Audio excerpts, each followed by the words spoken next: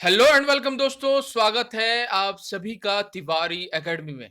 दोस्तों, आज के इस वीडियो में हम लोग जान लेंगे क्लास 8 के साइंस का फोर्थ चैप्टर पदार्थ, धातु और अधातु के बारे में, और साथ ही जान लेंगे इस चैप्टर से जुड़े क्वेश्चंस और आंसर्स के बारे में। तो फ्रेंड्स, चलिए आज का ये वीडियो हम स्टार्ट करते हैं।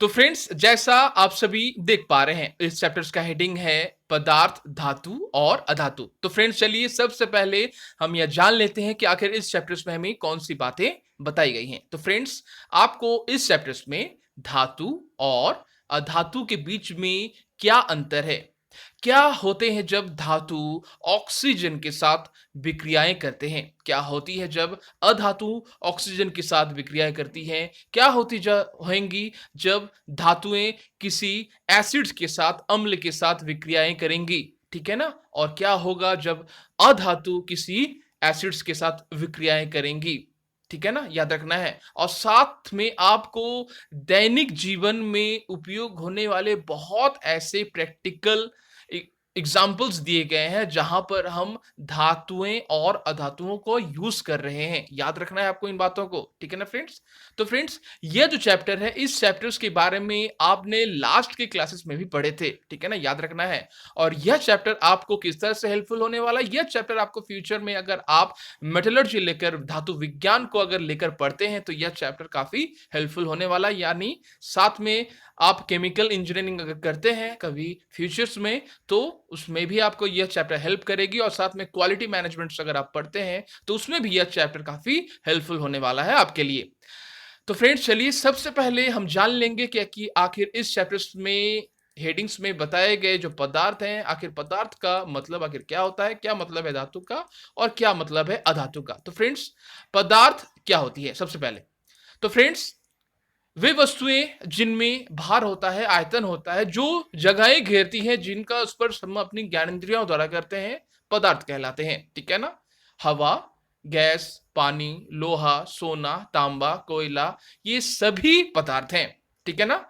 साथ में आपको जान लेना कि धातुएं क्या होती हैं। तो फ्रेंड्स, धातुएं वो विशिष्ट पदार्थ हैं जिसमें बहुत सारी विशेषताएं पाई जाती हैं। जैसे धातुएं ज्यादातर साउंड्स को क्रिएट करती हैं, ज्यादातर जो धातुएं होती हैं उनमें आघात वर्धनीयता पाई जाती है, यह एक विशेषता है। बहुत ऐसी धातुएं हैं जो ज्यादातर तन्य होती है, याद रखना है। ये सामान्यतः सभी धातुओं के लिए नहीं है। धातुओं के जो विशेषताएं होती है ना, याद रखना है, ज्यादातर इनको कैटेगरीज में बांटा गया है, ठीक है ना। बहुत ऐसी धातुएं हैं, जो ज्यादातर धातुएं जो आवाज को, साउंड्स को पैदा करती है, जो सोनरस होती है, ठीक है ना, जिसको अगर हम बीट करें, पीटे, तो एक आवाज से निकलता है। वहीं दूसरी तरफ देखा जाए, अधातु क्या होती है, वह पदार्थ जो बिल्कुल धातु के बिल्कुल अपोजिट होता है, जो धातु है ही नहीं, ठीक है ना, बिल्कुल ऑपोजिट्स होता है, उसका ठीक विपरीत होता है। जिस तरह अगर धातु अगर चमकीला होता है, तो वहीं दूसरी तरफ देखा जाए तो जो अधातु होती है वो चमकीला नहीं होता है।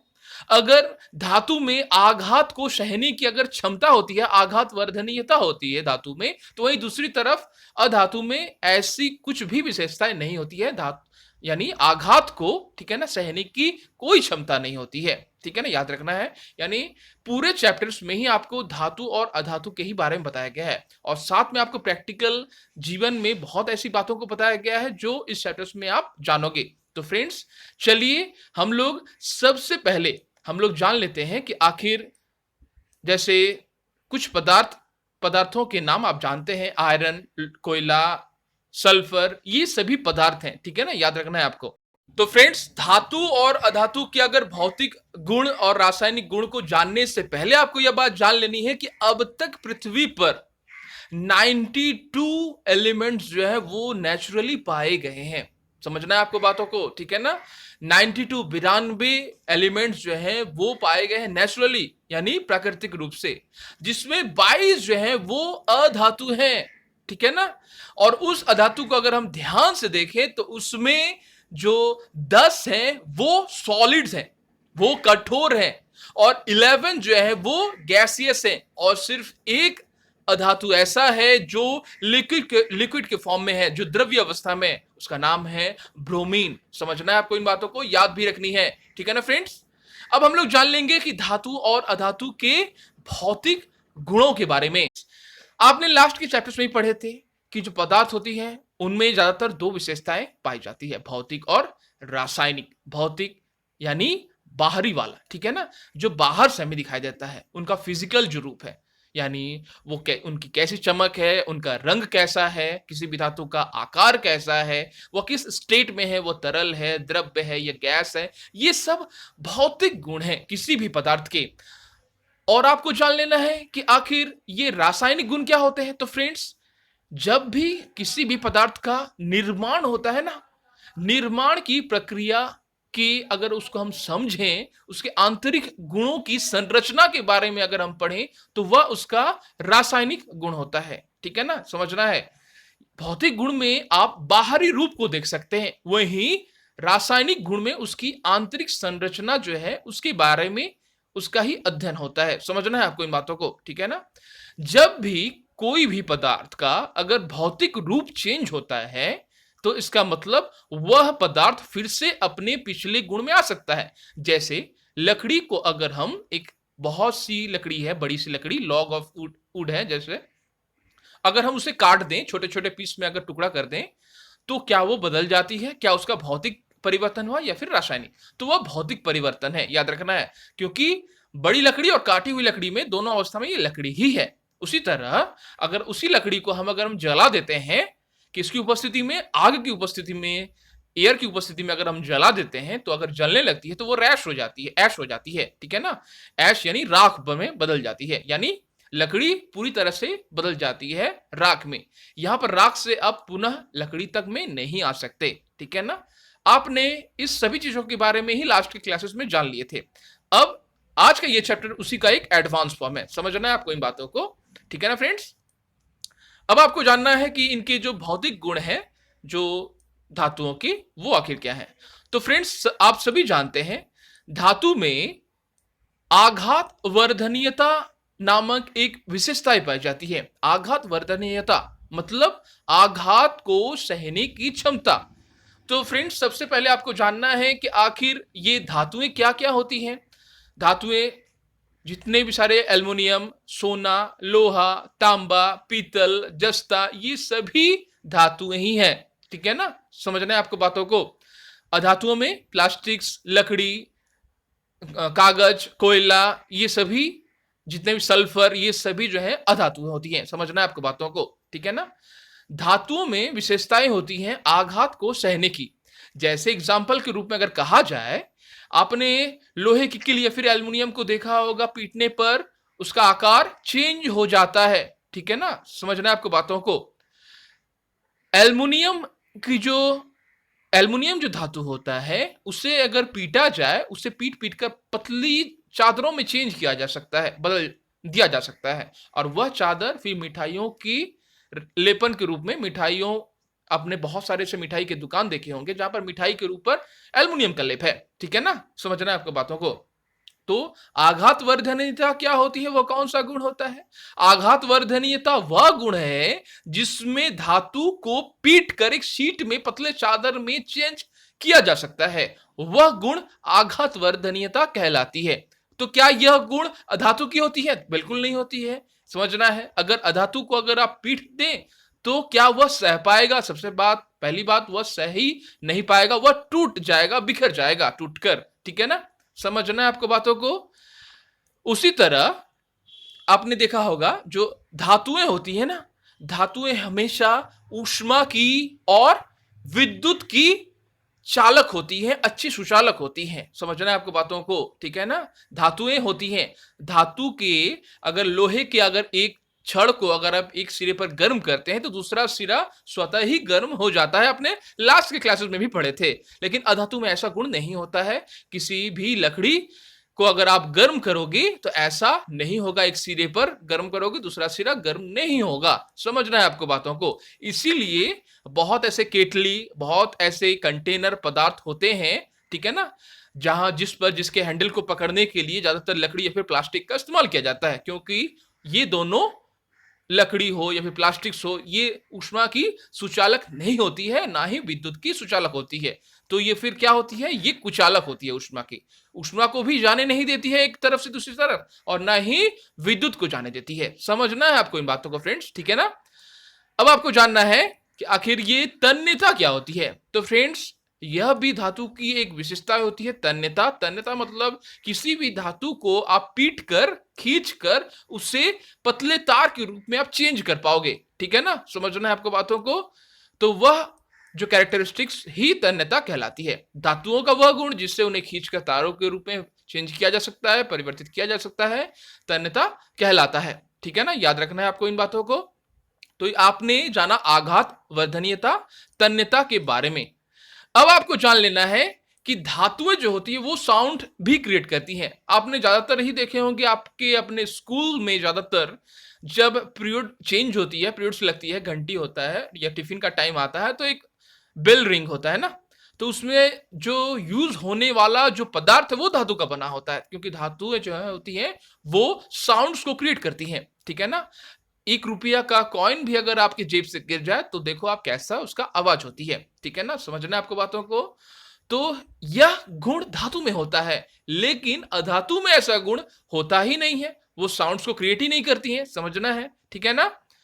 तो यह गुण भी धातु की ही होती है, इसलिए वह उससे विशेष बनाती है किसी भी पदार्थ को धातु होने के लिए, ठीक है ना?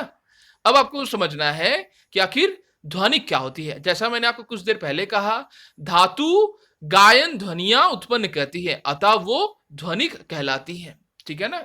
इसीलिए ज्यादातर जो अभी के दिनों में इस्तेमाल होने वाले जितने भी सारे जो इंस्ट्रूमेंट हैं बजाने वाले, वो किसके हो रहे हैं? धातु के बने हो रहे हैं। समझना है आपको बातों को, ठीक है ना?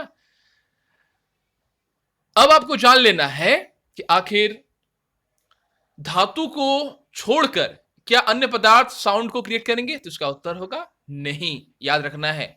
अब आपको जान लेना है कि आखिर धातु के कितने सारे गुण होते हैं। तो फ्रेंड्स, धातुएं कठोर होती हैं। कठोर कहने का क्या तात्पर्य है? आप उसे आसानी से खरोच नहीं सकते हैं, ठीक है ना?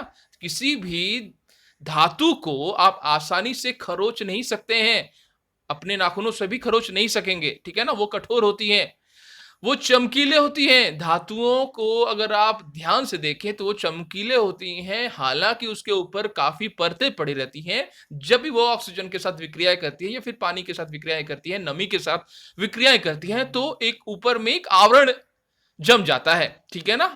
तो फ्रेंड्स, जब भी हम कभी ज्वेलरी के पास जाते हैं तो ज्यादातर अपने गहनों को लेकर सोने के, तो वो ज्यादातर डल अपीयरेंस बन जाता है, ठीक है ना? डल अपीयरेंस का कारण है पसीना, ऑक्सीजन के संपर्क में आना, ठीक है ना? उसकी चमक को खो देता है। लेकिन ज्वेलरी की दुकान में जाने के बाद उसे हम कहते हैं साफ करके देना है, और फिर से कुछ दिन के बाद जब वह हमें बुलाता है तो पुनः से वह ज्वेलरी, आभूषण जो है वो चमकने लगते हैं। पीछे का रीजंस, जितने भी सारे नमी हो या फिर ऑक्सीजन के साथ प्रतिक्रिया करके धातुएं जो होती हैं अपने ऊपर एक परत का निर्माण करती है, और किसी एक सॉल्यूशन में डाल देने के साथ साथ उसके ऊपर के परत में जमे हुए जितने भी सारे पदार्थ हैं वो निकल जाते हैं, धुल जाते हैं, और फिर सोना या फिर गहने चमकदार दिखाई पड़ते हैं। चमकना भी धातु का एक गुण है, क्वालिटी है। अब है आपको जानना कि जो ज्वेलरी में यूज होने वाले जितने भी सारे पदार्थ हैं वो आखिर क्या होते हैं जो सॉल्यूशन का यूज करते हैं, ठीक है ना? जनरली आप उन्हें कहते हैं नाइट्रिक एसिड्स और हाइड्रोक्लोरिक एसिड्स। उसका रेशियो जो होता है वो 1:3 का होता है। समझना है आपको बातों को। और ये वो येलो और ऑरेंज कलर का होता है, एक्वा रिजिया नाम है उनका, समझना है, ठीक है ना फ्रेंड्स? उसके इस्तेमाल के कारण ही फिर उस सॉल्यूशन में जैसे ही हम डालते हैं आभूषण को, फिर वह अच्छे से ऊपर का परत निकल जाता है, फिर से वो चमकदार दिखाई देने लगता है। आघात वर्ध्य, आघात को सहने की क्षमता, यह होती है धातु की एक विशेषताएं, यह अधातुओं के पास नहीं होती है, समझना है। तन्य, जिसे तार के रूप में आप उसे चेंज कर पाओ, पीट पीट कर तार के रूप में आप उसे खींच सको। सोना एक ऐसा धातु है जिसका 1 ग्राम को आप 2.5 से 3 किलोमीटर तक आप खींच सकते हैं, ठीक है ना? इतना पतला वो हो सकती है। ध्वनिक, ये ध्वनि क्या होती है? जैसा मैंने आपको कुछ देर पहले कहा, जो धातुएं होती है वो साउंड्स को क्रिएट करती हैं, ठीक है ना, रिंगिंग साउंड्स को एक क्रिएट करती हैं। आपके पॉकेट से 1 रुपया का कॉइन अगर गिर गया तो आप देखोगे कैसा साउंड्स क्रिएट करेंगे। वहीं प्लास्टिक्स का अगर कुछ भी गिर जाता तो वो साउंड्स क्रिएट नहीं करती है उस टाइप का, ठीक है ना। और ऊष्मा और विद्युत के सुचालक होते हैं कौन? ये धातुएं। इसीलिए ऊष्मा ज्यादातर विद्युत के रूप में कॉपर का इस्तेमाल होता है या फिर एल्युमिनियम के तारों का इस्तेमाल होता है। आपने कभी भी नहीं देखा होगा कि प्लास्टिक्स के तार का इस्तेमाल हो रहे हैं, ठीक है ना। प्लास्टिक्स के ऊपर से कवरिंग होती है पीवीसी, पॉलीविनाइल क्लोराइड की, याद रखना वही भी एक प्लास्टिक्स है, ठीक है ना।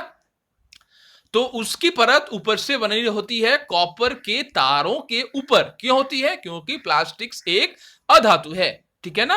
वह ऊष्मा और विद्युत का कुचालक होती है, वो बाहर नहीं निकलने देती है, इसीलिए हमें करंट नहीं लगती है जब भी हम ऐसे किसी तारों को पकड़ते हैं जो प्लास्टिक्स की कवरिंग होती है। विदाउट प्लास्टिक्स अगर हम किसी तार को पकड़ते हैं करंट जिसमें है लाइव लाइन को, तो हमें करंट मार सकती है, इलेक्ट्रोक्यूशन हो सकता है हमारा बॉडी। समझना है, ऐसा आपको नहीं करना है, ठीक है ना।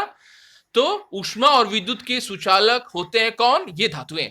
अब आपको जानना है कि आखिर धातुओं के उदाहरण क्या क्या हैं। तो फ्रेंड्स, जैसा आप सभी देख पा रहे हैं, धातुओं के उदाहरण के रूप में iron, copper, aluminium, calcium, magnesium इत्यादि, ये सभी जो है वो धातुओं के उदाहरण हैं। वहीं दूसरी तरफ अधातु के उदाहरण क्या है? अधातु वे सभी गुण जो धातु में होते हैं लेकिन अधातु में नहीं होते हैं। यानी अगर आप ध्यान से समझेंगे तो जैसे कोयला और सल्फर एक पदार्थ है जो नरम है, ठीक है ना। यह हथौड़ी की हल्की चोट से ही टूटकर चूर चूर हो जाते हैं, ध्वनिक भी नहीं क्रिएट करते हैं, ठीक है ना। और ना ही उष्मा विद्युत के सुचालक हैं, बल्कि ये कुचालक हैं। तो ये पदार्थ अधातु कहलाते हैं। यानी जितने भी सारे प्रॉपर्टीज धातु के होते हैं बिल्कुल उनके ही ऑपोजिट्स होते हैं अधातु के पास, ठीक है। जो जो काम धातु कर पाते हैं वो काम बिल्कुल ही अधातु नहीं कर पाते हैं। अधातु यानी जो धातु नहीं है। तो फ्रेंड्स, अब हम लोग जान लेंगे धातु और अधातु के रासायनिक गुणों के बारे में। तो फ्रेंड्स, जैसा मैंने आपको कुछ देर पहले ही बताया, किसी भी पदार्थ में 2 तरह की विशेषताएं होती है, भौतिक और रासायनिक, ठीक है ना। तो भौतिक उसके बाहरी रूप को चेंज करता है, बाहरी आकार को चेंज करता है, लेकिन आंतरिक संरचना को नहीं बदलता है। वहीं दूसरी तरफ देखा जाए, अगर रासायनिक गुणों के बारे में अगर बात किया जाए, तो रासायनिक गुण किसी भी पदार्थ के पूरी तरह से आंतरिक संरचनाएं को बदल देती है और एक नया पदार्थ का निर्माण होता है, ठीक है ना। जानना है आपको इन बातों को। अभी हम लोग बात करेंगे कि धातुएं और अधातुएं जब विक्रियाएं करती हैं ऑक्सीजन के साथ, किसी एसिड्स के साथ, किसी क्षारक के साथ, ठीक है ना, तो फिर आखिर क्या तैयार होता है, ऐसा क्यों आपको पढ़ाया जा रहा है। अगर इसमें अगर फोकस किया जाए तो यह बात आप जानते हैं कि बहुत ऐसे धातुएं हैं या फिर अधातुएं हैं जिसे हम निम्नलिखित जगहों पर हम रखते हैं, ठीक है ना, उसे अच्छे से उनका स्टोरेज करते हैं, ठीक है ना। तो स्टोरेज क्यों करते हैं, किस तरह से करते हैं? जैसे बहुत ऐसे चीजें हैं जो हम, बहुत ऐसे पदार्थ हैं जिसे हम किरासन तेल में रखते हैं, याद रखना है आपको। बहुत ऐसे पदार्थ हैं जिन्हें हम यशत लेपन करते हैं, गैल्वेनाइजेशन करते हैं। तो ऐसा क्यों है? बहुत ऐसे पदार्थ हैं जो विक्रियाएं करती हैं एसिड्स के साथ, जैसे चांदी के चम्मच में, ठीक है ना।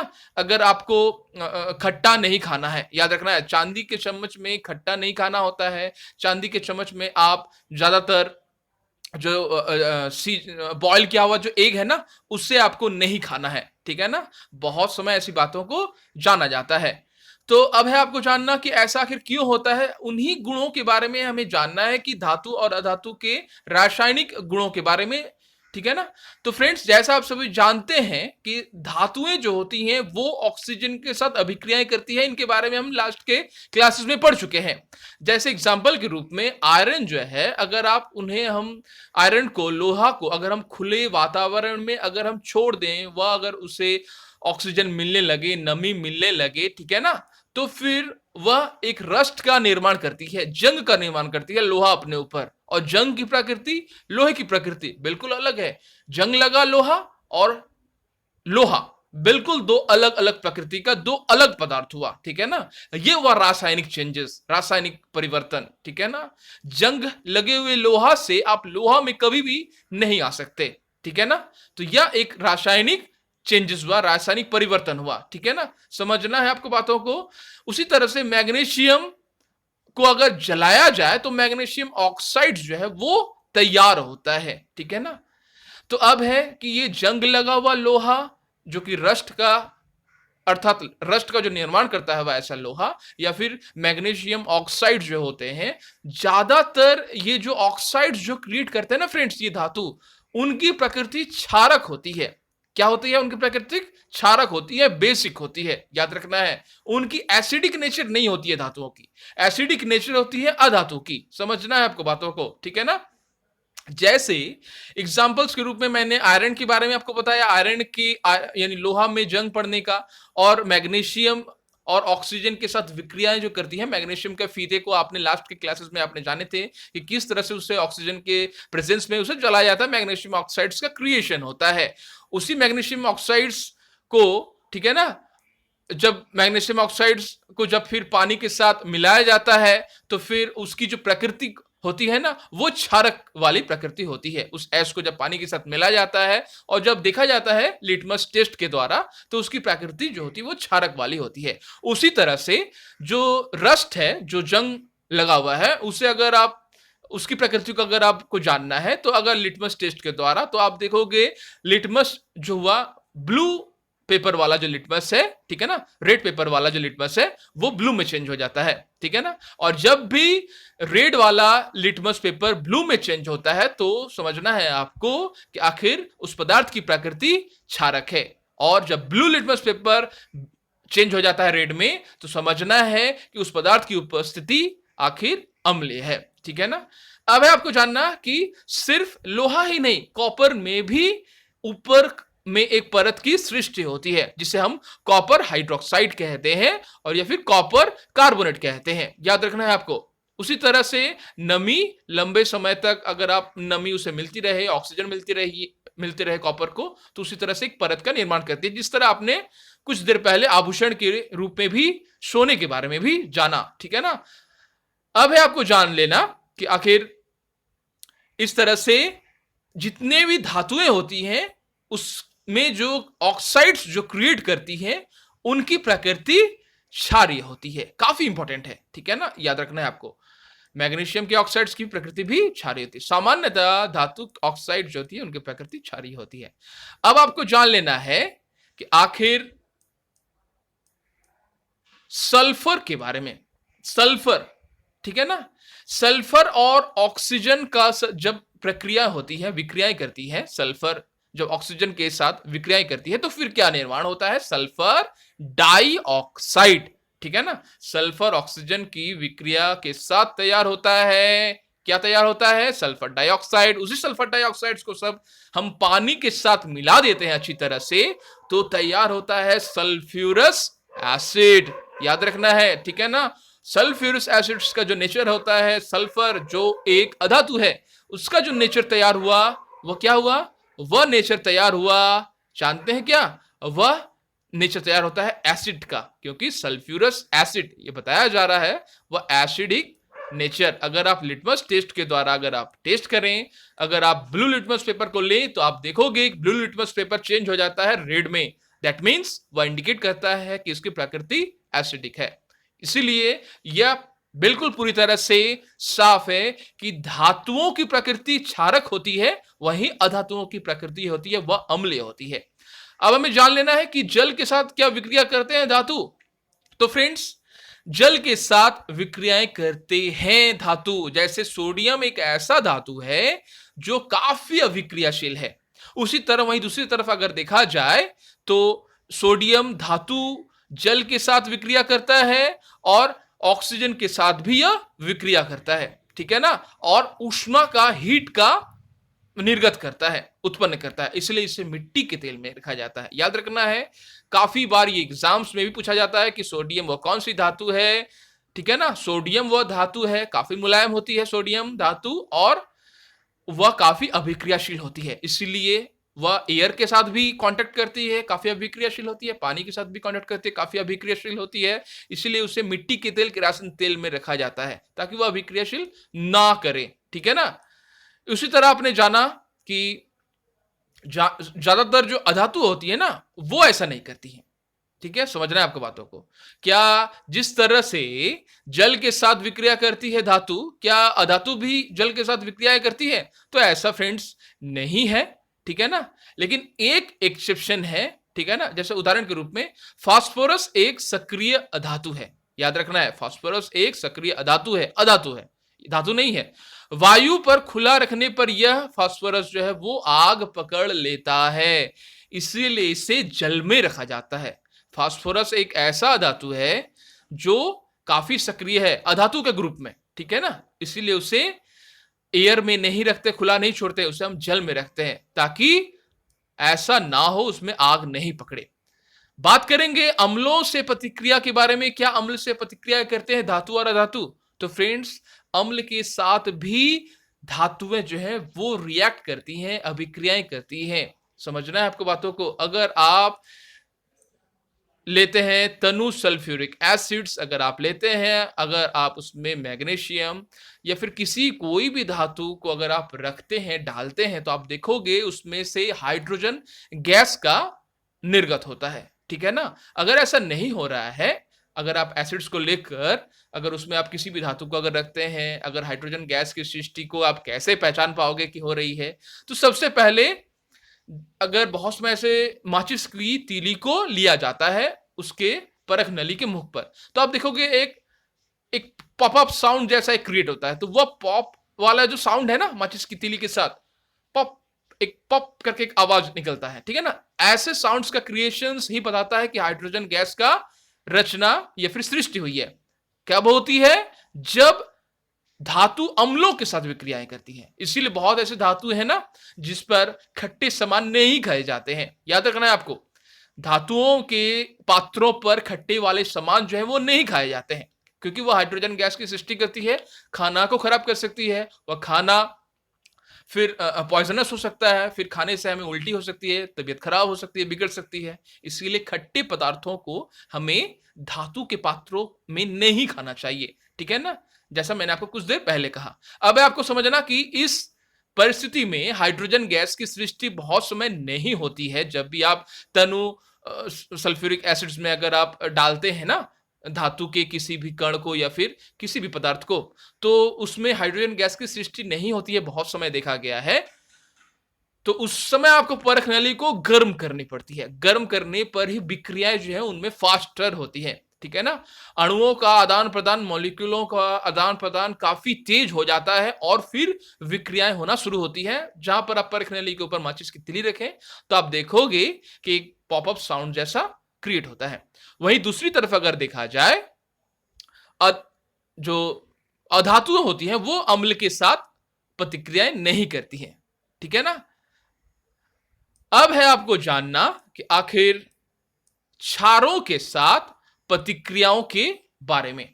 क्षार के साथ क्या प्रतिक्रियाएं करती हैं? कौन? ये धातु या फिर अधातु?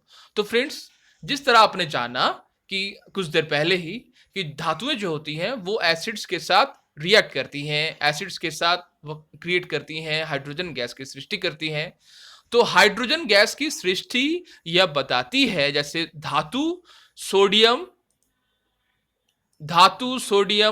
हाइड्रोक्साइड से अभिक्रिया करके हाइड्रोजन गैस उत्पन्न करते हैं। ठीक है ना, तो क्षार कौन सा है? तो सोडियम हाइड्रोक्साइड एक क्षार है। अगर धातु उनके साथ विक्रियाएं करती है तो क्या तैयार करती है? हाइड्रोजन गैस की सृष्टि करती है। और अधातु अगर क्षार के साथ विक्रियाएं करती है, अगर सोडियम हाइड्रोक्साइड के साथ अगर विक्रिया करती है, तो क्या वो हाइड्रोजन गैस की सृष्टि करेगी? तो उनकी सृष्टि काफी कॉम्प्लेक्स होती है, कभी करती है तो कभी नहीं करती है। यानी उसकी इस समस्याओं को पकड़ना, जटिलताओं को पकड़ना काफी समझ से बाहर है। इसलिए अधातु की क्षारों से अभिक्रियाएं काफी जटिल होती हैं। ठीक है ना, ये आपको जानना है। आगे बात करेंगे हम लोग कि आखिर विस्थापन अभिक्रियाएं आखिर क्या होती हैं। ठीक है ना, याद रखना है। तो फ्रेंड्स, जितने भी सारे एलिमेंट्स जो नेचुरल पाए जाते हैं हमारे इस पृथ्वी पर, बहुत ऐसे एलिमेंट्स हैं, जैसे पोटेशियम, काफी एक ऐसा एलिमेंट्स है, काफी वो सक्रिय है, अभिक्रियाशील है। ठीक है ना, तो फ्रेंड्स, अभी आपको जान लेना है कि ये जो धातुएं हैं उनकी अभिक्रियाशीलता के बारे में। तो फ्रेंड्स, धातुओं के अभिक्रियाशीलता के बारे में आप हायर के क्लासेस में जरूर पढ़ेंगे, जहां पर आप विभिन्न प्रकार के पीरियोडिक टेबल्स के बारे में भी जानेंगे। पीरियोडिक टेबल्स का जन्म कैसे हुआ, किस प्रकार से एक प्रॉपर पीरियोडिक टेबल की सृष्टि हुई, ठीक है ना। पीरियोडिक टेबल के अंतर्गत काफी सारे जो मटेरियल्स हैं, काफी सारे एलिमेंट्स हैं, उन्हें रखाया गया है, सजाया गया है, जहां पर आप आसानी से समझ पाएंगे कि कौन सी धातु काफी अभिक्रियाशील है। लेकिन अभी विस्थापन अभिक्रियाओं को जानने के लिए सबसे पहले हम जान लेते हैं कि आखिर वो कौन से धातुएं हैं जो काफी अभिक्रियाशील है। जैसा कि आप सभी देख पा रहे हैं, जैसा रिएक्शन सीरीज के अंतर्गत देखा जाए अगर, तो जैसे पोटेशियम, ठीक है ना, उसका सिंबल है के, कैल्शियम Ca, ठीक है ना, सोडियम Na, मैग्नीशियम Mg, ये सिंबल्स हैं, समझना है आपको साथ में। Aluminium Al, zinc Zn, iron Fe, nickel Ni, tin Sn, lead Pb, hydrogen H, copper Cu, mercury Hg, silver Ag, platinum Pt, gold Au। अब बगल वाले जो नाम आप देख पा रहे हैं वो लैटिन वाले नाम हैं। अब साथ में अगर आप लेफ्ट हैंड साइड में अगर आप ध्यान दें तो डिक्रीजिंग ऑर्डर्स में दिए गए हैं।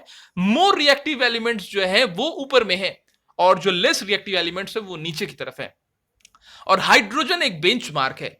हाइड्रोजन से ऊपर जितने भी सारे आप देख पा रहे हैं ना, तत्वों को, मेटल्स को, ठीक है ना, एलिमेंट्स को आप देख पा रहे हैं, वो सभी रिएक्ट करके हाइड्रोजन की सृष्टि करते हैं, हाइड्रोजन गैस का क्रिएट करते हैं। समझना है आपको बातों को, ठीक है ना। वो काफी अभिक्रियाशील एलिमेंट्स हैं, ठीक है ना।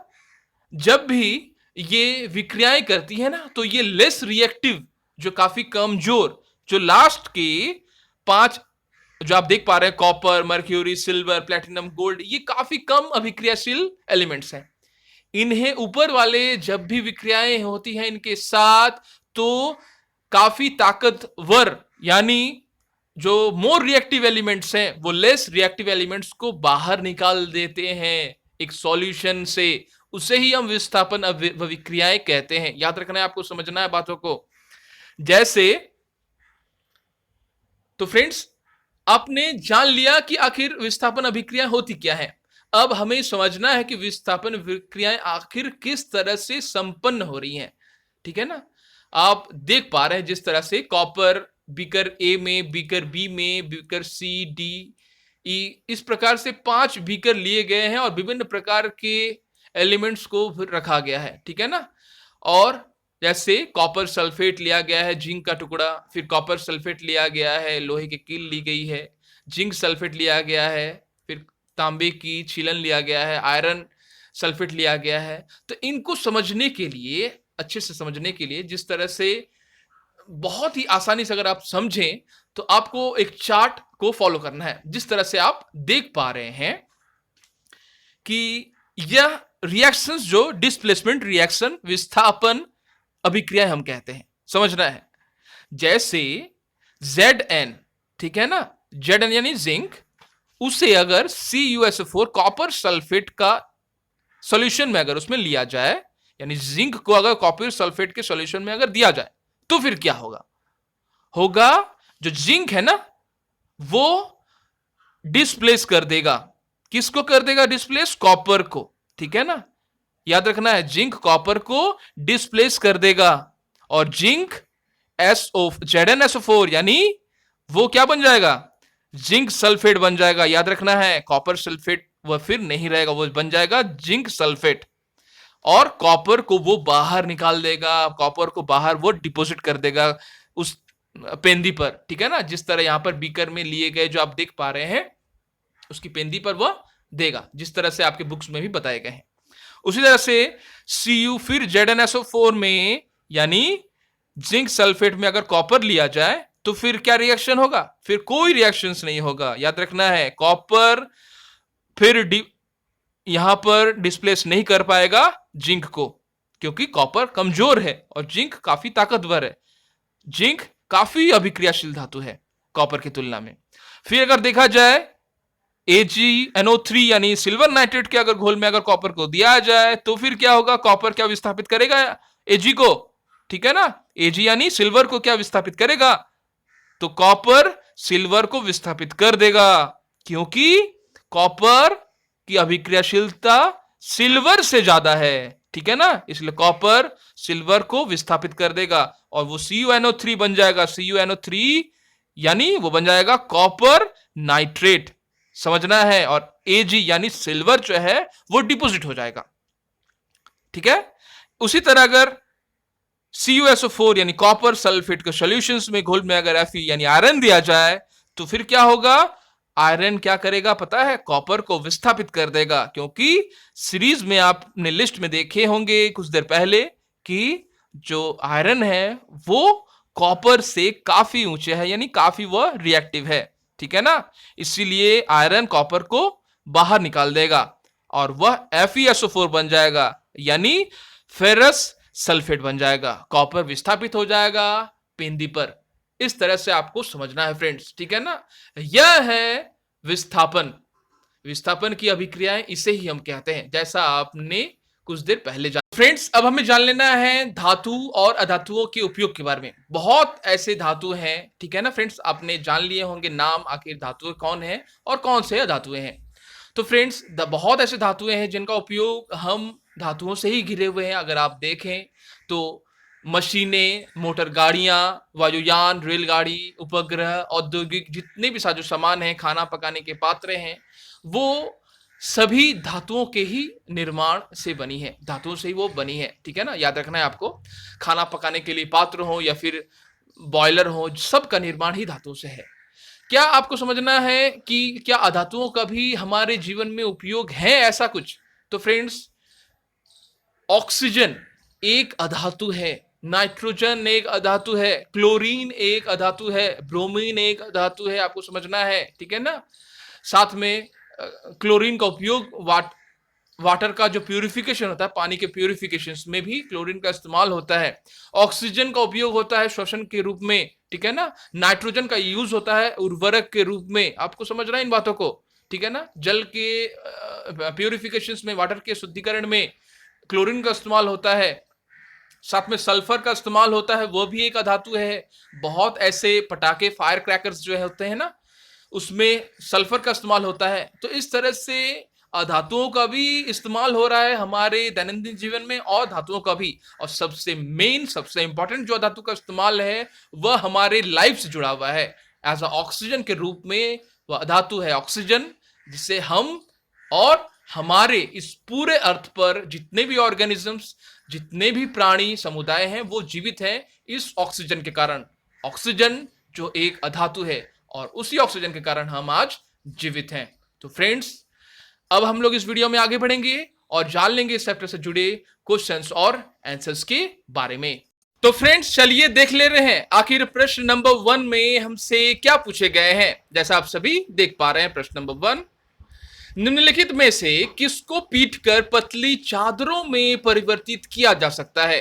तो फ्रेंड्स, यहां पर आपसे पूछा जा रहा है, कुछ आपको विकल्प दिए जा रहे हैं, कुछ पदार्थों के नाम दिए जा रहे हैं, जहां आपको बताना है कि आखिर वो कौन सा पदार्थ है जिसे पीटकर हम पतली चादरों में परिवर्तित कर सकते हैं। विकल्प है आपके पास 4। क जिंक, ख में है फास्फोरस, ग में है सल्फर और घ में है ऑक्सीजन। ये 4 पदार्थ हैं, ठीक है ना। अब आपको बताना है कि वे कौन से पदार्थ हैं जिनको पीटकर हम पतली चादरों में परिवर्तित कर सकते हैं। तो निश्चित रूप से मैंने आपको फ्रेंड्स वीडियोस में भी बताए, जो धातुएं होती है ना फ्रेंड्स, उनमें ऐसा विशेषताएं पाई जाती हैं कि धातुओं को आप पीटकर चादर के रूप में परिवर्तित कर पाओ, ठीक है ना। ये याद आपको रखना है, ठीक है ना फ्रेंड्स। तो फ्रेंड्स, चलिए देख ले रहे हैं कि आखिर उत्तर क्या होगा। तो फ्रेंड्स, जैसा आप सभी देख पा रहे हैं, जिंक क है, ठीक है इसका उत्तर। अब क्या लिखना है आपको उत्तर के रूप में? लिखना है आपको, चूंकि जिंक एक धातु है और धातुओं में आघात वर्धनीयता यानी आघात को सहन करने की क्षमता जो है वो धातुओं में होती है, जिसे पिटाई द्वारा सीट में परिवर्तित किया जा सकता है, इसका गुण होता है। तो जिंक जो एक धातु है जिसमें आघात वर्धनीयता का गुण होता है, ठीक है ना, याद रखना है। और बाकी जितने भी सारे हैं, बाकी सब अधातु हैं, और अधातु में ऐसे गुण नहीं होते हैं, ठीक है ना, याद रखना है आपको। जैसे मैंने आपको वीडियोस में भी बताया कि अधातुओं में ऐसे गुण नहीं होते हैं कि अधातु को आप पीट कर उन्हें पतली चादरों में आप चेंज कर पाओ, बदल पाओ, ठीक है ना फ्रेंड्स। तो फ्रेंड्स चलिए देख ले रहे हैं कि आखिर प्रश्न नंबर 2 में हमसे क्या पूछे गए हैं। प्रश्न नंबर 2 आप देख पा रहे हैं, निम्नलिखित में से कौन सा कथन सही है, ठीक है ना। आपको 4 कथन दिए जा रहे हैं, कौन सा कथन सही है यह आपको बताना है। नंबर क में विकल्प है सभी धातुएं तन्य होती है, यानी सभी धातुओं को तारों के रूप में बदला जा सकता है, फ्लेक्सिबल होती है, ठीक है ना। नंबर ख में है सभी अधातुएं तन्य होती हैं, जितने भी अधातु हैं वे सभी तन्य होती हैं जिन्हें तारों के रूप में बदला जा सकता है, जो फ्लेक्सिबल होती हैं। क्या सभी अधातु, ऐसा है बात, क्या सभी अधातुएं तन्य होती है? या फिर नंबर ग में है सामान्यतः धातुएं तन्य होती है। सामान्यतः अगर कहा जाए तो धातुएं जो होती है वो तन्य होती है, ठीक है ना, याद रखना है आपको। और नंबर घ में है कुछ अधातुएं तन्य ही होती है। तो कुछ अधातुएं हैं, सभी अधातु नहीं, कुछ, ठीक है ना, वो अधातुएं तन्य होती है, याद रखना है आपको इन बातों को। आपको 4 विकल्प दिए हैं, समझना है कि आखिर इस सवाल में से कौन सा सही कथन है। तो सभी धातुएं तन्य नहीं होती है फ्रेंड्स, ठीक है ना। अगर आप ये सोच रहे हैं कि क उत्तर है तो बिल्कुल गलत है। सभी धातुएं तन्य नहीं होती है, कुछ धातुएं तन्य होती है, क्योंकि धातुओं में कई सारी विशेषताएं होती हैं, ठीक है ना, याद रखना है आपको। तो धातुओं में कुछ में तन्यता पाई जाती है, ठीक है ना, सभी में नहीं होती है। अगर उदाहरण के रूप में कहा जाए, पारा एक धातु है, ठीक है ना, लेकिन वो लिक्विड के फॉर्म में रहता है, द्रव्य के रूप में पाया जाता है, तो क्या वो तन्य हुआ? तो ये हुआ तो तन्य नहीं हुआ, लेकिन वो फिर भी वह धातु ही है, ठीक है ना, याद रखना है आपको इन बातों को। तो फ्रेंड्स चलिए देख ले रहे हैं इस सवाल के उत्तर आपको कैसे देना है, ठीक है ना। जैसा कि आप सभी देख पा रहे हैं, आपको लिखना है नंबर ग, सामान्यतः धातुएं तन्य होती है। सामान्यतः जो होती है वो धातुएं तन्य होती है, सभी नहीं, सामान्यतः, ठीक है। पारा धातु कमरे के तापमान पर तरल होता है। जैसा मैंने आपको कुछ देर पहले बताया कि पारा हो जो होता है वह रूम टेम्परेचर में वह तरल होता है, ठीक है ना, इसे तारों में बदला नहीं जा सकता, इसलिए यह तन्य नहीं है, इसे तारों में आप चेंज नहीं कर पाएंगे, तो यह तो तन्य नहीं हुआ। तो फिर क्या इसे हम अधातु कहेंगे? बिल्कुल नहीं, क्योंकि इसमें बाकी जो गुण है वो धातुओं के ही होते हैं, याद रखना है आपको। इसलिए विकल्प ए गलत है। जैसा मैंने आपको कहा, अगर आप सोच रहे हैं विकल्प ए के बारे में तो वो गलत है, और बाकी बचा विकल्प बी और डी, तो वो भी दोनों भी गलत है, याद रखना है आपको, ठीक है ना फ्रेंड्स। आगे बढ़ेंगे और देख लेंगे कि आखिर प्रश्न नंबर 3 में हमसे क्या पूछे गए हैं, जैसा आप सभी देख पा रहे हैं प्रश्न नंबर 3।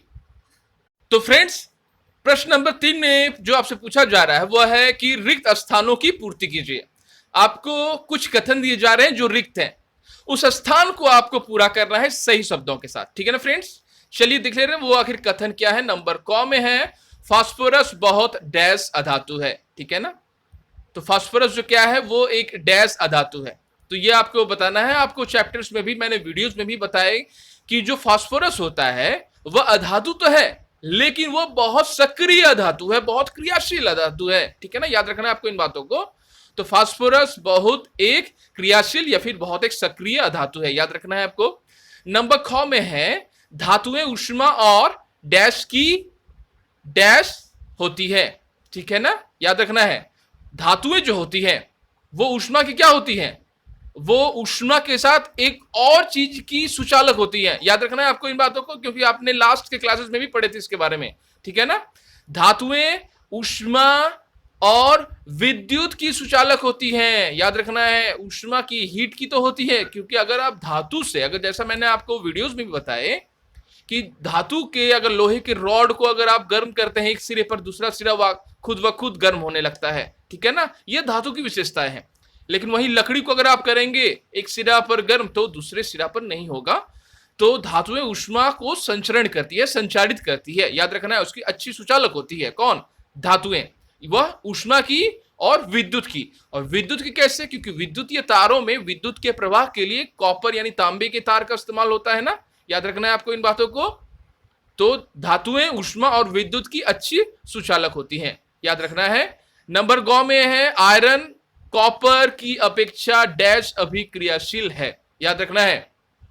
आयरन यानी लोहा कॉपर की अपेक्षा क्या ज्यादा अभिक्रियाशील है या फिर कम अभिक्रियाशील है, वो बात आपको बताना है। तो फ्रेंड्स, जैसा जैसा मैंने आपको कहा कि आयरन जो होता है एक ऐसा धातु है, अगर आप उसे खुले पर रख दें, नमी उसे मिलने लगे, अगर उसे ऑक्सीजन मिलने लगे, ठीक है ना, तो वो आप देखोगे कि जंग पड़ जाती है, ठीक है ना। लेकिन किसकी तुलना में ये यदि ज्यादा फास्ट होता है, ज्यादा सक्रिय है, होता है, ज्यादा जल्दी होता है, कॉपर की तुलना में। कॉपर को भी अगर आप मॉइस्ट में उसी प्रकार से उसका एनवायरनमेंट मिलने लगे, तो उसमें भी एक हरे रंग का एक डिपॉजिट जो है वो जमा होने लगता है। याद रखना है आपको, मैंने वीडियोस में भी बताया, ठीक है ना। तो लोहे की जो धातु होती है वो काफी सक्रिय होती है कॉपर की तुलना में, याद रखना है। तो आयरन कॉपर की अपेक्षा अधिक अभिक्रियाशील है, याद रखना है, यहां पर आपको अधिक लिखना है, ठीक है ना, कम नहीं लिखना है। और कॉपर की तुलना में अधिक होता है, कॉपर भी होते हैं लेकिन कॉपर लोहे की तुलना में कम होते हैं। आगे बढ़ेंगे और देख लेंगे प्रश्न नंबर घ में हमसे क्या पूछे गए हैं। धातुएं अम्लों से प्रतिक्रिया कर डैश गैस बनाती है। काफी इंपॉर्टेंट है, कई बार एग्जाम में भी पूछे जाते हैं कि धातुएं जो होती है वो अम्ल से प्रतिक्रिया करके, अभिक्रिया करके वो क्या बनाती है, तो वो एक गैस का निर्माण करती है। मैंने वीडियोस में भी बताया आपको बार बार, वो है हाइड्रोजन गैस, ठीक है ना। धातुएं जो होती है वो अम्लों से प्रतिक्रिया करके हाइड्रोजन गैस बनाती है, याद रखना है आपको। प्रश्न नंबर 4 में बढ़ेंगे और देख लेंगे हमसे क्या पूछा गया है। प्रश्न नंबर 4, यदि कथन सही है तो आपको टी लगाने हैं, और यदि गलत है तो एफ कोष्टक में एफ लिखना है, ठीक है ना। सही अगर है तो ट्रू लिखना है, और अगर गलत है तो फॉल्स, ठीक है ना। प्रश्न नंबर क में आपसे पूछा जा रहा है कि सामान्यतः अधातु अम्लों से अभिक्रिया करते हैं। क्या यह बात सही आपको लग रही है? क्या सामान्यतः अधातु जो होती है वो क्या अम्लों से प्रतिक्रिया करती हैं? तो यह बात बिल्कुल गलत है। अधातु अम्लों से प्रतिक्रिया बिल्कुल नहीं करते हैं। कौन करते हैं तब? तो अधातु नहीं करते हैं, बल्कि करते हैं धातु। धातु अम्लों से प्रतिक्रिया करते हैं, याद रखना है आपको, ठीक है ना। नंबर ख में आपसे पूछा गया है कि सोडियम बहुत अभिक्रियाशील धातु है। क्या यह बात सही है? बिल्कुल यह बात सही है कि सोडियम बहुत एक अभिक्रियाशील धातु है, याद रखना है, ठीक है ना। आगे बढ़ेंगे और नंबर ग में देख लेंगे क्या पूछा गया है। कॉपर जिंक सल्फेट के विलयन से जिंक विस्थापित करता है, ठीक है ना। यह बात है कि कॉपर जिंक सल्फेट के विलयन से जिंक विस्थापित करता है। तो फ्रेंड्स, जैसा मैंने आपको कहा कि जो जितने भी रिएक्शंस है ना, मेटल के साथ होने वाले रिएक्शंस, जो मैंने आपको लिस्ट में भी बताया वीडियोस में, तो वहां पर कॉपर कभी भी जिंक को डिस्प्लेसमेंट विस्थापित नहीं कर पाएगा। यह बात आपको याद रखना है, ठीक है ना। कॉपर कभी भी जिंक को विस्थापित नहीं कर पाएगा। क्यों? क्योंकि कॉपर जिंक की तुलना में कमजोर है, ठीक है ना, याद रखना है। लेस रिएक्टिव है, वो बहुत ही कम अभिक्रियाशील है, इसीलिए यहां पर जिंक और कॉपर में पावरफुल है जिंक, ठीक है ना, कॉपर नहीं है। याद रखना है आपको इन बातों को। और जो मैंने आपको एक सीरीज भी बताए, उस लिस्ट के भी अकॉर्डिंग अगर आप देखें तो जो जिंक है वो काफी पावरफुल है कॉपर की तुलना में, ठीक है ना। आगे बढ़ेंगे और देख लेंगे कि नंबर घ में हमसे क्या पूछा गया है। कोयले को खींचकर तारें प्राप्त की जा सकती है। क्या यह बात सही है? क्या यह बात गलत है? तो फ्रेंड्स, कोयले को खींचकर तारों के रूप में कभी भी चेंज नहीं किया जा सकता है, क्योंकि कोयला एक अधातु है। अगर आप कोयले को पीटेंगे तो वह टूट जाएगा। आगे बढ़ेंगे और देख लेंगे कि प्रश्न नंबर 5 में हमसे क्या पूछे गए हैं। आप देख पा रहे हैं प्रश्न नंबर 5, नीचे दी गई सारणी में गुणों की सूची दी गई है। कुछ गुण दिए जा रहे हैं, ठीक है ना। इन गुणों के आधार पर धातुएं और अधातु में अंतर कीजिए। आपको डिफरेंशिएट करना है, आपको अंतर बताने हैं, आपको गुण दिए जा रहे हैं धातु और अधातु के लिए, ठीक है ना। अब है आपको बताना, जैसे क्या है, चलिए देख ले रहे हैं पहले। जैसे गुण के बॉक्स में दिया गया है दिखावट, कठोरता, आघात वर्धनीयता, तन्यता, ऊष्मा चालन, विद्युत, ठीक है ना, ये आपके गुण है। अब अधातुओं में होती है या नहीं होती है, किन में क्या होती है, हम लोग आगे बढ़ेंगे और देखेंगे, ठीक है ना। तो उत्तर के रूप में आपको किस तरह से इस प्रश्न का उत्तर देना है, ध्यान से आपको समझना है, ठीक है ना फ्रेंड्स। जैसा आप सभी देख पा रहे हैं, गुण में पहला था दिखावट, ठीक है ना, अपीयरेंस जिसको इंग्लिश में कहते हैं। तो दिखावट में धातु बिल्कुल चमकीला होता है, लेकिन वहीं दूसरी तरफ देखा जाए अधातु चमक रहित होता है, ठीक है ना। वो चमकीला नहीं होता, वो डल होता है, ठीक है ना, वो चमकदार नहीं होता है।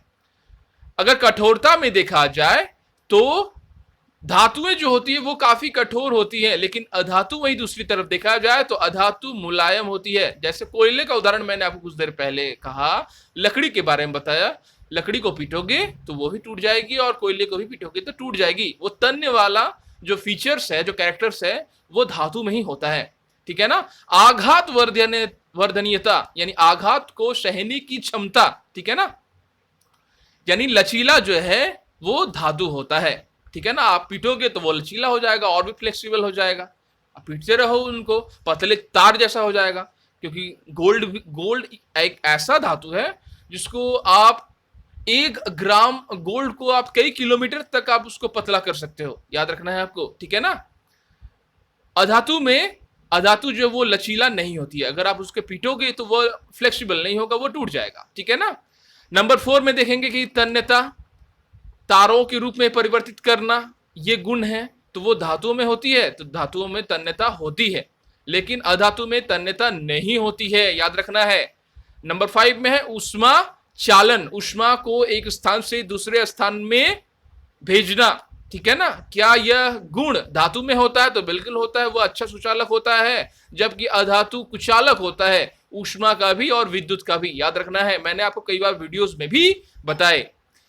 लास्ट है नंबर 6 में विद्युत, तो धातु अच्छा सुचालक होता है विद्युत का, और जबकि अधातु कुचालक होता है विद्युत का।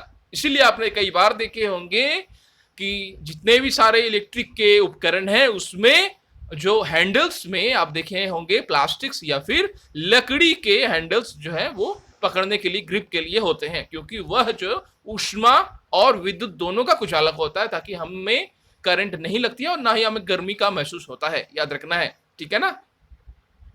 आगे बढ़ेंगे फ्रेंड्स और देख लेंगे कि आखिर प्रश्न नंबर 6 में हमसे क्या पूछे गए हैं। तो फ्रेंड्स, प्रश्न नंबर 6 में आपसे पूछा जा रहा है निम्नलिखित के लिए कारण दीजिए। आपको कुछ कथन दिए जा रहे हैं, कुछ वाक्य दिए जा रहे हैं, आपको उनके लिए कारण बताने हैं कि आखिर वो क्यों है कारण, ठीक है ना, वो किसके लिए ऐसा हो रहा है, ठीक है ना, बताने हैं आपको कारण के रूप में। जैसे एल्युमिनियम की पन्नी का उपयोग खाद्य सामग्री को लपेटने में किया जाता है, ऐसा क्यों है, इसके पीछे का कारण क्यों है कि एल्युमिनियम की ही पन्नी का इस्तेमाल खाद्य सामग्री को लपेटने के रूप में किया जाता है। कई बार आपने मिठाई में भी देखे होंगे कि एल्युमिनियम का एक चमकदार परत जो है वो बिल्कुल मिठाई के ऊपर होता है, ऐसा क्यों है।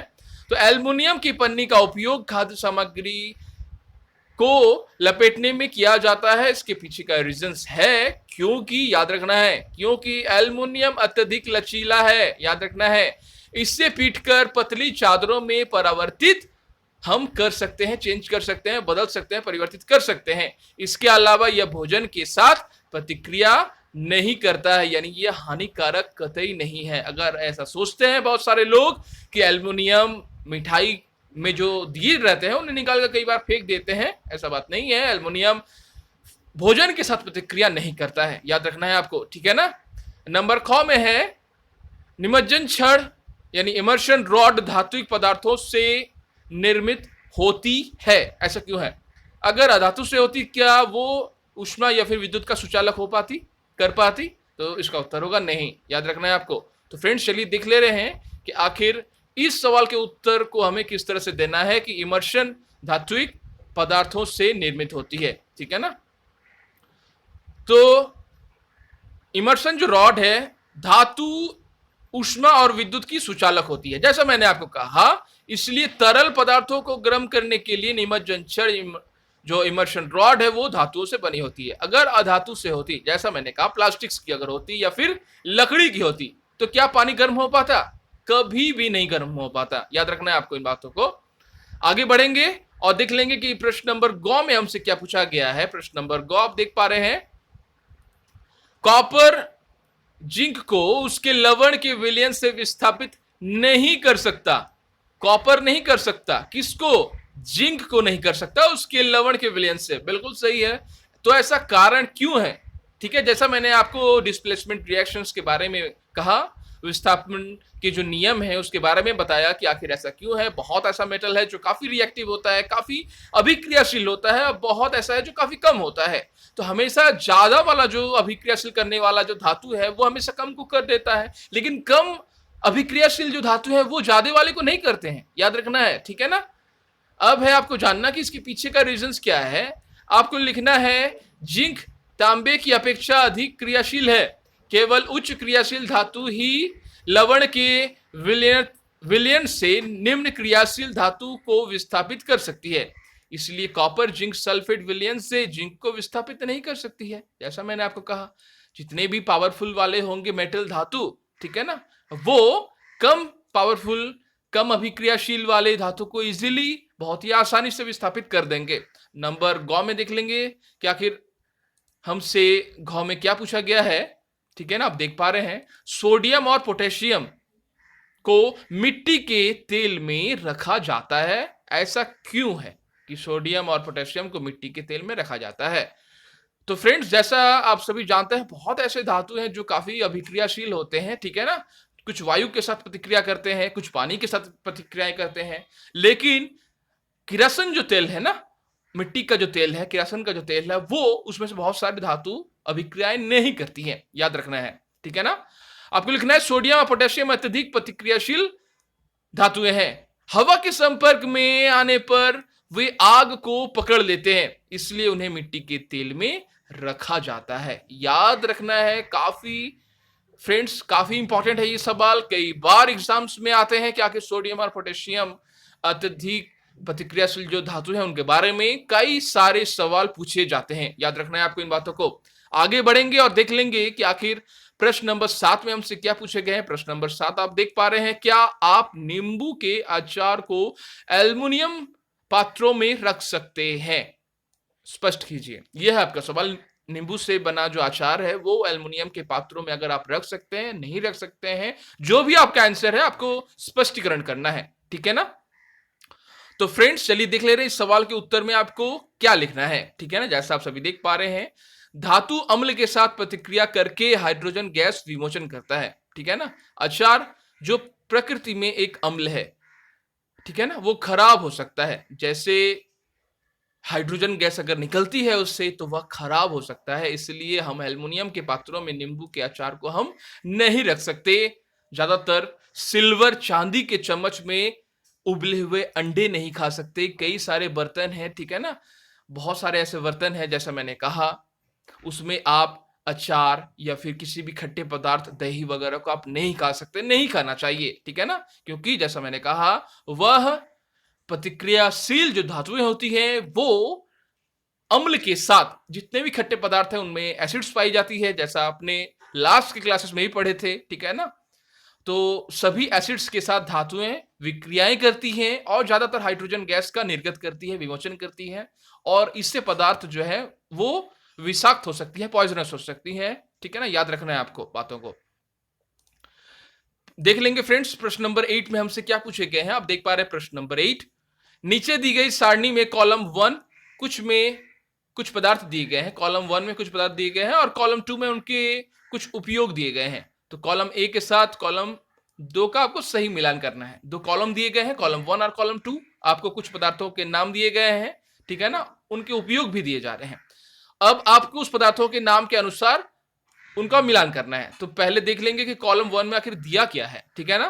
कॉलम 1 में है gold, iron, aluminium, carbon, copper, mercury, ठीक है ना। कॉलम 2 में है थर्मोमीटर, बिजली का तार, खाद्य सामग्री लपेटना, आभूषण, मशीनें, ईंधन।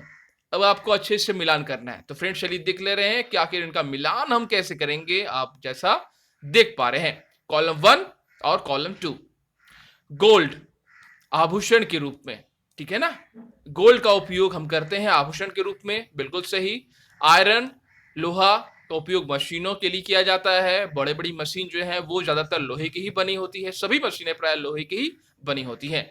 एल्यूमिनियम, खाद्य सामग्री लपेटना, कुछ देर पहले ही आपने जाना कि एल्युमिनियम काफी लचीला पदार्थ है, काफी लचीला धातु है, उससे हम पीट सकते हैं पतली तारों के रूप में, ठीक है ना, उसे हम चेंज कर सकते हैं पीट पीट कर, और खाद्य सामग्री में इसे ज्यादातर लपेटा जाता है, इसका इस्तेमाल किया जाता है एल्युमिनियम का, और ये भोजन के साथ अभिक्रियाशील नहीं होता है। ठीक है ना। कार्बन ईंधन के रूप में इसका इस्तेमाल होता है। कार्बन का, कोयला एक कार्बन है, उसका उपयोग हम ईंधन के रूप में करते हैं। ठीक है ना।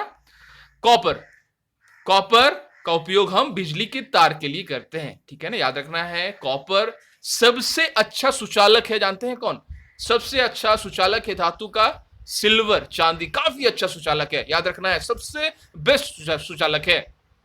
अब है कॉपर का इस्तेमाल क्यों किया जाता है? कॉपर सिल्वर की तुलना में कॉस्ट कम होता है, उसका कम दाम होता है ना, फिर भी वो अच्छा चालक होता है, लेकिन उससे सबसे अच्छा होता है सिल्वर, याद रखना है आपको। ठीक है ना, चांदी। और मरकरी के बारे में अगर कहा जाए, मरकरी का इस्तेमाल हम थर्मामीटर में करते हैं। ठीक है ना, थर्मामीटर का इस्तेमाल आपने लास्ट के क्लासेस में भी पढ़े थे कि आखिर थर्मामीटर में इस्तेमाल होने वाले जो द्रव्य होते हैं उसका नाम होता है मरकरी। ठीक है ना, याद रखना है आपको इन बातों को। आगे बढ़ेंगे और देख लेंगे कि आखिर प्रश्न नंबर 9 में हमसे क्या पूछे गए हैं। प्रश्न नंबर 9 जैसा आप सभी देख पा रहे हैं, तो फ्रेंड्स जैसा आप सभी देख पा रहे हैं कि आखिर प्रश्न नंबर में पूछा गया है, प्रश्न नंबर 9 में क्या होता है जब। ठीक है ना, अब आपको बताने हैं कि क्या होता है, यानी पीछे का रीजंस बताना है, क्या होता है जब ऐसा कंडीशन है। नंबर क और नंबर ख दो सवाल है। ठीक है ना। तनु सल्फ्यूरिक अम्ल कॉपर प्लेट पर डाला जाता है, क्या होता है। उसके बाद नंबर ख में है लोहे की कील कॉपर सल्फेट के विलयन में रखी जाती है। संबंधित अभिक्रियाओं के शब्द समीकरण भी आपको बताने हैं। काफी अच्छा क्वेश्चन है फ्रेंड्स, कई बार एग्जाम्स में भी आता है कि क्या होता है जब तनु सल्फ्यूरिक एसिड्स को कॉपर प्लेट पर डाला जाता है। तो फ्रेंड्स चलिए हम लोग जान लेंगे कि आखिर इस सवाल का उत्तर हमें किस तरह से देना है। तो जैसा आप सभी देख पा रहे हैं फ्रेंड्स, तनु सल्फ्यूरिक एसिड्स के साथ कॉपर प्रतिक्रिया नहीं करता है, याद रखना है आपको बातों को। जो तनु सल्फ्यूरिक एसिड्स है ना, उसके साथ यह कॉपर प्रतिक्रिया नहीं करता है, सांद्र के साथ करता है, याद रखना है, तनु के साथ नहीं करता है। आगे बढ़ेंगे और देख लेंगे कि आखिर नंबर ख का जो उत्तर है कि आखिर वह क्या होगा। जैसा सवाल था हमारा, लोहे की कील कॉपर सल्फेट के विलयन में रखी जाती है, तो ऐसा क्यों होता है। ठीक है ना, लोहे की कील को जब लोहे की प्रतिक्रियाशीलता कॉपर की तुलना में अधिक होती है, आपने कुछ देर पहले ही जाना। ठीक है ना, क्या होगा जब लोहे की कील कॉपर सल्फेट के विलयन में रखी जाएगी, तो कॉपर की तुलना में लोहा ज्यादा क्रियाशील है, याद रखना है आपको। जो लोहा कॉपर सल्फेट विलयन से कॉपर को विस्थापित कर देगा। ठीक है ना, और इस प्रतिक्रिया में कॉपर सल्फेट का नीला रंग फीका पड़ जाएगा, धीरे धीरे वो फीका पड़ने लगेगा घोल में, याद रखना है, क्योंकि लोहा कॉपर को विस्थापित कर देगा, जैसा आपने कुछ देर पहले ही जाना। ठीक है ना, अभिक्रियाशील धातु के कारण ही ऐसे होते हैं। जैसा मैंने आपको कहा कि जितने भी सारे पावरफुल अभिक्रियाशील वाले जो धातु होते हैं ना, वो कमजोर वाले को विस्थापित कर देते हैं। ठीक है ना फ्रेंड्स, याद रखना है आपको इन बातों को। अब है कि आखिर इसके पीछे हमें समीकरण के रूप में बताना है। जैसे लोहा Fe copper sulphate CuSO4 copper sulphate देख पा रहे हैं, विक्रिया हो रहा है, तो क्या बना, FeSO4 बना, यानी आयरन सल्फेट हो गया। आयरन सल्फेट हुआ क्यों, क्योंकि ये आयरन ने कॉपर को विस्थापित कर दिया और अपना जगह ले लिया, तो इसीलिए वो बन गया वो आयरन सल्फेट, और कॉपर यहां डिपोजिट हो जाता है। ठीक है ना, याद रखना है। आगे बढ़ेंगे, देख लेंगे प्रश्न नंबर 10 में हमसे क्या पूछे गए। प्रश्न नंबर 10, सलोनी ने लकड़ी के कोयले का एक जलता हुआ टुकड़ा लिया और उसे उत्सर्जित होने वाली गैस को एक परख नली में इकट्ठा किया। वह गैस की प्रकृति कैसे ज्ञात करेगी, और इस प्रक्रम में होने वाली अभिक्रियाओं के शब्द समीकरण आपको लिखना है। यह दो सवाल है। सलोनी ने एक लकड़ी का कोयला लिया, जलता हुआ टुकड़ा लिया और उससे उत्सर्जित होने वाली गैस के परख नली के सामने इकट्ठा कर लिया, पकड़ लिया। वह गैस की प्रकृति कैसे ज्ञात करेगी वह, और कैसे प्रक्रम में होने वाली सभी अभिक्रियाओं के शब्द समीकरण आपको बताने हैं, वो बताना है, ठीक है ना, इस प्रक्रम में। तो फ्रेंड्स चलिए देख ले रहे हैं कि आखिर इस सवाल का उत्तर आपको किस तरह से देना है। तो फ्रेंड्स इसमें सबसे पहले नंबर क में आपको लिखना है कि परख नली में थोड़ा पानी डालें जिसमें गैस एकत्रित हो, ठीक है ना। उस परख नली में आपको पानी डालना है थोड़ा जिसमें गैस एकत्रित है, ठीक है ना। अब है क्यों हम पानी डाल रहे हैं, क्योंकि वो गैस पानी एक साथ मिल जाएगी और देन वो सोल्यूशन जो तैयार होगा, अब उस सोल्यूशन में हम लिटमस टेस्ट के द्वारा हम ये पता लगा लेंगे कि आखिर वो सोल्यूशन आखिर क्या किस चीज का है, ठीक है ना। अब परख नली को ढक दें, ठीक है ना। इसे अच्छे से हिलाएं। क्यों हिलाने के लिए कह रहा है, क्योंकि वो मिक्स होना चाहता है, वो गैस के साथ वो पानी, ठीक है ना। अब वो दोनों एक साथ मिक्स हो जाएगा। नीले लिटमस और लाल लिटमस के साथ परीक्षण करें। नीला लिटमस लाल हो जाएगा। इस प्रकार गैस की प्रकृति अम्लीय है। जैसा आपने लास्ट के क्लासेस में भी जाने थे कि आखिर जब नीला लिटमस जब लाल हो जाता है तो वह क्या इंडिकेट करता है, ठीक है ना। जब भी नीला लिटमस लाल हो जाता है तो वह रेड कलर बताता है कि वह एसिडिक है नेचर में, ठीक है ना। वो प्रॉपर सब्सटेंस, वो विशिष्ट पदार्थ, ठीक है ना। नंबर ख में पूछा गया है कि आपको समीकरण भी बताने हैं। तो कोयला लिया तो कोयले में है कार्बन, ठीक है ना, आप देख पा रहे हैं। फिर वह ऑक्सीजन के साथ विक्रिया करता है क्योंकि वह जल रहा है, और फिर तैयार क्या किया वो पता है आपको, वो तैयार किया CO2, याद रखना है आपको, यानी कार्बन डाइऑक्साइड। और कार्बन डाइऑक्साइड, ठीक है ना, वह प्रतिक्रिया किया। तो इस तरह से आपको इस प्रतिक्रिया में बताना है, ठीक है ना फ्रेंड्स। और आपको इस प्रतिक्रिया के अंतर्गत यह वाक्य भी लिखनी है कि लकड़ी का कोयला जब ऑक्सीजन के साथ प्रतिक्रिया करता है तो वह कार्बन डाइऑक्साइड गैस का निर्माण करता है, ठीक है ना फ्रेंड्स। आगे बढ़ेंगे और देख लेंगे कि आखिर प्रश्न नंबर 11 में हमसे क्या पूछा गया है। प्रश्न नंबर 11 और आज के इस वीडियो का लास्ट सवाल है। एक दिन रीता अपनी मां के साथ आभूषण विक्रेता के दुकान पर गई। उसकी मां ने सुनार को पॉलिश करने हेतु सोने के पुराने आभूषण दिए। अगले दिन जब वो आभूषण वापस लाई तो उन्होंने पाया कि उसका भार, कुछ वेट जो है वो कम हो गया है, ठीक है ना। क्या आप भार में कमी का कारण आप बता सकते हैं।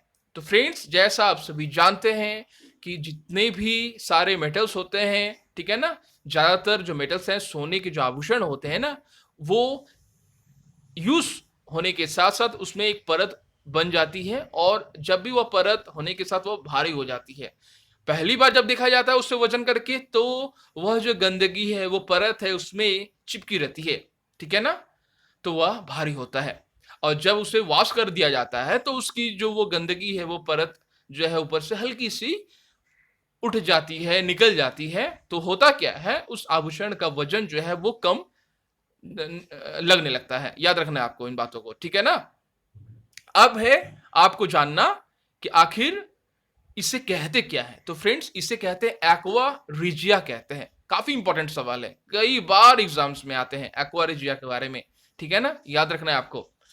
तो फ्रेंड्स आपको इस सवाल के उत्तर में आपको लिखना है कि सोने के आभूषण को चमकाने के लिए एक अम्ल जिसे हम एक्वा रिजिया कहते हैं, ठीक है ना, उसमें डुबोया जाता है। सोने की बाहरी परत अम्ल में घुल जाती है और आंतरिक चमकदार परत दिखाई देती है। अंदर की जो परत है वो चमकदार दिखाई देती है। आभूषणों की ऊपरी परत के हटने की वजह से इसका वजन जो है वो कम होने लगता है। याद रखना, जैसे उसमें गंदगी है, कई सारे मटेरियल्स हैं, फॉरेन मटेरियल्स, ठीक है ना, वो उसमें पड़ने लगते हैं।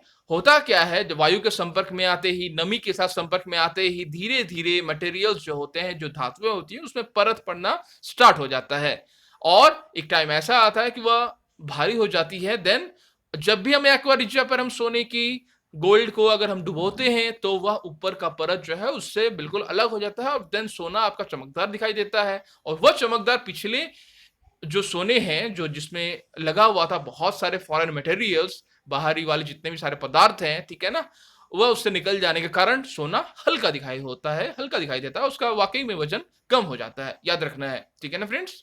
तो फ्रेंड्स यह था आज का वीडियो। मिलते हैं हम लोग नेक्स्ट के वीडियोस में।